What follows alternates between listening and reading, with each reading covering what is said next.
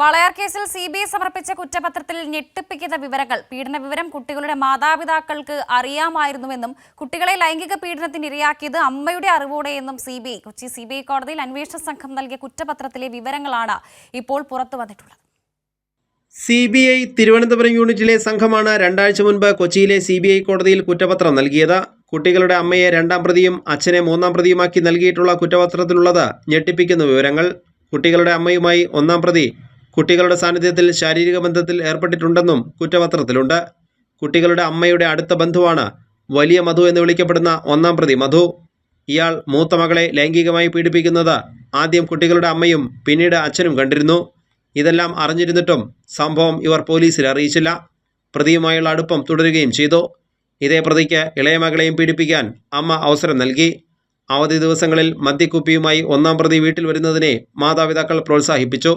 13 വയസ്സുള്ള മൂത്ത കുട്ടി പീഡനത്തിനിരയായ വിവരം ഇളയ കുട്ടിക്ക് അറിയാമായിരുന്നു. പ്രായപൂർത്തിയാകാത്ത സഹോദരിമാരിൽ 13 വയസ്സുകാരിയായ കുട്ടിയെ 2017 ജനുവരി 13-നും 9 വയസ്സുകാരിയായ ഇളയ കുട്ടിയെ മാർച്ച് 4-നുമാണ് ഒറ്റമുറി വീടിനുള്ളിൽ തൂങ്ങി മരിച്ച നിലയിൽ കണ്ടെത്തിയത്. മൂത്ത കുട്ടി മരിച്ചതിന് കാരണം അറിയാമായിരുന്നിട്ടും ഇളയ കുട്ടിയെ അമ്മ പ്രതിയുടെ അടുത്തേക്ക് അയച്ചു.